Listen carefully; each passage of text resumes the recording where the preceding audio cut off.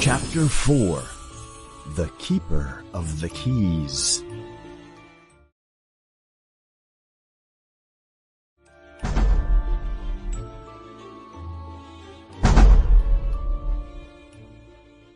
Boom! The knock comes again. Uncle Vernon runs into the room. "Who's there?" he shouts. He is holding a rifle in his hands.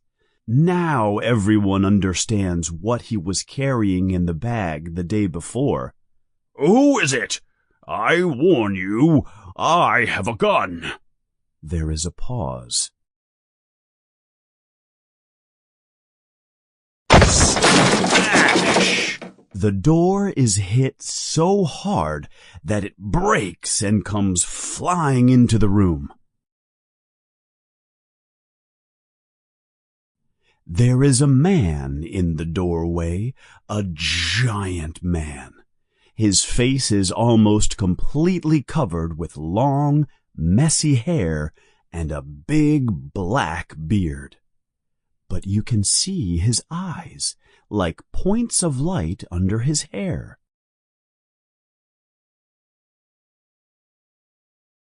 The giant man comes through the doorway and into the room. His head almost touches the ceiling. "Could you make us a cup of tea, please? It has been very difficult to find you," says the giant. "And here's Harry. The last time I saw you, you was only a baby. You look a lot like your dad, but you have your mother's eyes." "I demand that you leave right now," yells Uncle Vernon. "You are in this house illegally." Shut up, Dursley, you big fool," says the giant. He reaches over and takes the gun out of Uncle Vernon's hands. He bends the barrel of the gun into a knot as if the gun were made of rubber. He throws the gun into a corner of the room. Uncle Vernon makes a sound like someone's stepping on a mouse. "Well, Harry," continues the giant, "happy birthday to you. 11 years old. Congratulations." Harry looks at the giant in surprise. "Who are you?" asks Harry. "Oh, I'm sorry, Harry. I forgot to introduce myself. I'm Rubeus Hagrid, Keeper of Keys and Grounds at Hogwarts. But you can call me Hagrid. Everybody does. I'm sure you know all about Hogwarts, of course." No," answers Harry. "Excuse me," says Hagrid, looking shocked. "You don't know about Hogwarts?" Hagrid looks angrily at the Dursleys, who try to hide in a corner. "I knew you weren't receiving all the letters we sent you, but I never thought you didn't know about Hogwarts, for crying out loud. Didn't you ever wonder where your parents learned all of it?" "All of what?" asks Harry, very confused now. "All of what?" Hagrid yells. "You didn't tell this boy anything about Hogwarts?" he asks the Dursleys in a voice that sounds like a storm. Hagrid looks back at Harry and asks, "You don't know anything about our world? I mean, your world, Harry? My world? Your parents' world?" "What world?" asks Harry. Hagrid looks like he is about to explode. "Dursley!" he yells. Uncle Vernon is shaking with terror. "But Harry," says Hagrid, "you must know about your mom and dad. I mean, they're famous. You're famous too." "They were famous? Really? My mom and dad?" says Harry. "You don't know," says Hagrid sadly. "You don't know who you are, do you, Harry? You don't know what you are?" "Stop!" yells Uncle Vernon, who finds some courage to speak. "I forbid you to tell him anything." "Oh, go sit on some nails, Dursley, you great fat pot of pudding," answers Hagrid. "Harry, you're a wizard." "I'm a what?" gasps Harry. "A wizard, of course," says Hagrid. "One of the best, at least when you learn a thing or two. With a mum and dad like yours, what else would you be? I think it's time you read your letter." Hagrid reaches into his pocket and pulls out a yellow envelope with emerald green ink written on it. The address reads, Mr. H. Potter, The Floor, House on the Rock, The Sea. Harry takes out the letter and begins to read. Hogwarts School of Witchcraft and Wizardry. Headmaster Albus Dumbledore. Dear Mr. Potter, we are happy to inform you that you have been accepted at Hogwarts School of Witchcraft and Wizardry. In this envelope there is a list of all the necessary books and equipment you will need for your studies. The term begins on September 1st. We expect your answer by owl no later than July 31st. Yours sincerely, Minerva McGonagall, Deputy Headmistress. Harry has so many questions that he doesn't know which question to ask first. Then Hagrid asks, "Well, Harry, are you ready to go? Hogwarts awaits you." Before Harry can answer, Uncle Vernon says, "He's not going." "I'd like to see you try to stop him, you great fat muggle," growls Hagrid. "What's a muggle?" asks Harry, very interested. "A muggle," says Hagrid, "it's what we call non-magic people like your uncle here. And it's bad luck you grew up in a family of the worst kind of muggle. We made a promise when we accepted Harry that we would never allow him to be a wizard. It's all nonsense anyway." "You knew?" asks Harry. "You knew I'm a wizard?" "Knew?" yells Aunt Petunia. "Knew? Of course we knew. Especially since my horrible sister was what she was. She got a letter just like you, and then she disappeared and went to that school, and came home every vacation with her pockets full of magic nonsense. She turned our teacups into rats. She was a freak. But my mother and father always loved her best. Lily this and Lily that. They were proud there was a witch in the family." She pauses to take a breath and then continues in an angry voice. "Then she met that Potter boy at school, and they got married, and had you. And I knew you were going to be just the same, just as strange, just as abnormal. And then she went and got killed, and we got stuck with you." "She was killed?" yells Harry. "You told me she died in a car crash." "Car crash!" Hagrid screams at the Dursleys. "How could a car crash kill Lily and James Potter? That's ridiculous. I can't believe Harry Potter does not know his own story, even when every kid in our world knows his name." Hagrid looks sad. "I had no idea.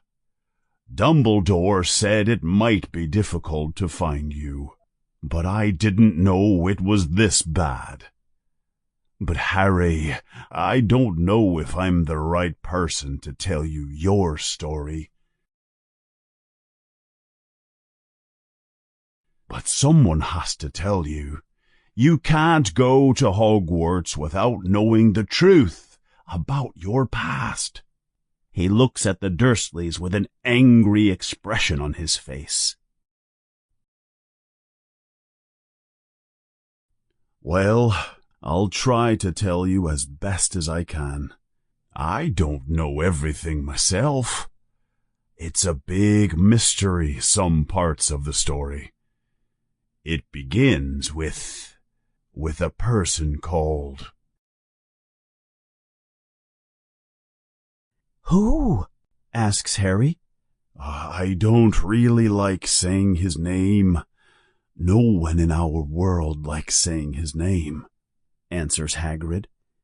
"Why not?" "Great goblins, Harry. People are still scared of him. Oh, this is difficult. Well, there was this wizard who turned bad as you could be. Worse than worse. His name was—" Hagrid cannot finish. Finally, he says slowly in a low voice, "His name was Voldemort. I can't say it again, Harry. Anyway, this wizard, about 20 years ago, turned bad and started looking for followers. He was becoming more and more powerful. They were dark days, Harry. You didn't know who to trust. Bad things started to happen to good wizards and witches. He started taking control of everything. But there were some people who tried to stop him. They tried to go against him, and he killed them all. He killed them in terrible ways. One of the only safe places for us was Hogwarts. I think Dumbledore was the only one you-know-who was afraid of. He didn't try to attack the school, at least at first." Harry is filled with wonder as he listens to the story. Hagrid continues, "Now, your mom and dad were the best witch and wizard you could know. They were head boy and head girl at Hogwarts in their day. But you-know-who must have been afraid of them, because about 10 years ago he discovered where they were, and you were with them, Harry. You were just a baby of 1, you were. He found your mum and dad on Halloween. He came to your house and... Hagrid suddenly takes out a large handkerchief and blows his nose like a giant horn. "Oh, sorry," he says, But it's a sad story, it is. Your mum and dad were the nicest people you could meet. Anyway, you know who killed them. And then he tried to kill you.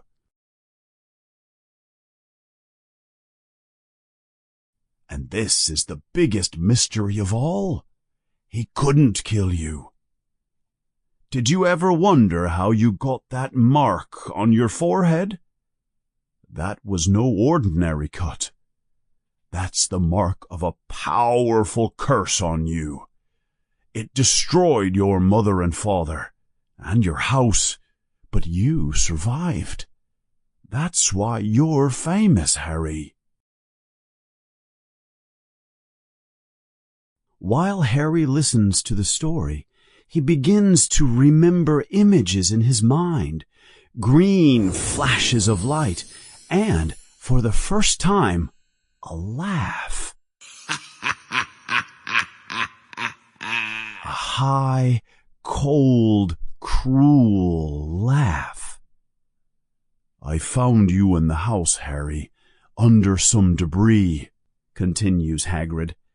Dumbledore told me to find you and bring you to these here muggles. Hagrid looks at the Dursleys with disgust on his face. At that moment, Uncle Vernon begins speaking angrily.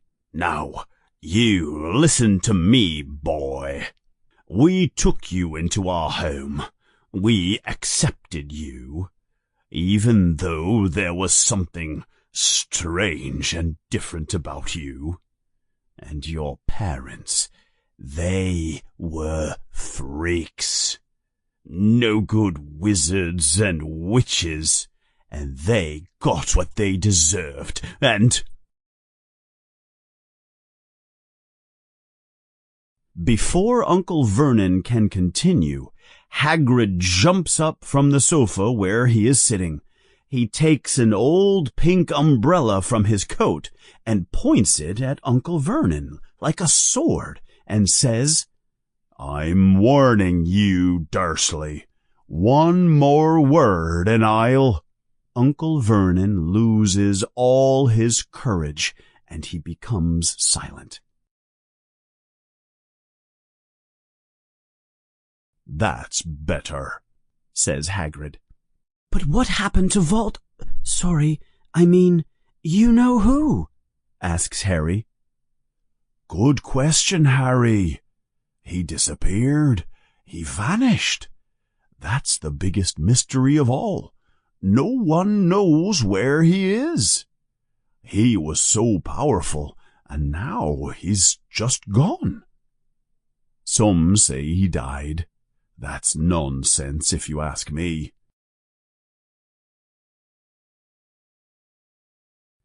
Some say he's still out there, waiting. I don't believe it. But the ones who went to his side, the dark side, they all came back. So he must be gone for good. But he lost his powers, I think. He's too weak to continue fighting. Something about you took away all his strength, Harry. Something happened that night with you, with him. Nobody knows what happened, and that's the mystery. But he's gone. But Harry is confused now. He does not believe that he is a wizard, and certainly not a famous wizard. After all the abuse he receives from the Dursleys. Hagrid, says Harry, I think you have made a mistake. I don't think I can be a wizard. Hagrid laughs. Oh, not a wizard, eh? You never made strange things happen when you were scared or angry. Harry thinks about this. All the things that have made the Dursleys angry with him have happened when he was angry or upset, especially at the zoo a few days ago. He made the glass disappear, and he let the boa constrictor free, right? Harry looks back at Hagrid and smiles. Hagrid smiles back at him. "See," says Hagrid. "Harry, you may doubt yourself now, but just wait until you go to Hogwarts. You'll see." But Uncle Vernon is not going to let Harry go without a fight. "I told you he is not going. He's going to a normal school, and he will thank us for it. I have read all those letters you sent him. Nonsense." "If he wants to go to Hogwarts, a muggle like you can't stop him. He's Lily and James Potter's son. He'll go to Hogwarts, and he'll be with young people like him, people who will respect him for who he is. And he'll be taught by the greatest headmaster there is, Albus Dumbledore." "I will not pay for some crazy old man to teach him silly magic tricks," yells Uncle Vernon. But Uncle Vernon has gone too far this time. Hagrid picks up his umbrella. "Never," he yells, "insult Albus Dumbledore in front of me." He moves his umbrella towards Dudley, and there is a bright flash of violet light and the sound of a firecracker. Dudley screams and puts his hand on his fat bottom. He begins jumping up and down in pain. There is a hole in his pajama pants with a little pink tail sticking out. Uncle Vernon yells in terror and takes Aunt Petunia and Dudley into the other room and slams the door. "I don't think my spell worked," says Hagrid, confused. "I wanted to turn him into a pig." "Oh well, he is fat enough already." He looks at Harry. I would appreciate it if you didn't say anything about this to anyone at Hogwarts, Harry. I'm not supposed to, use magic." "Why can't you use magic, Hagrid?" asks Harry. I was at Hogwarts myself, but I was expelled. But Dumbledore let me stay and be the gamekeeper. Dumbledore is a great man." "Why were you expelled?" "Oh, Harry, it's getting late. Take my coat and lie down here by the fire and get some sleep. We have lots to do tomorrow," says Hagrid. "Hogwarts awaits you, Harry."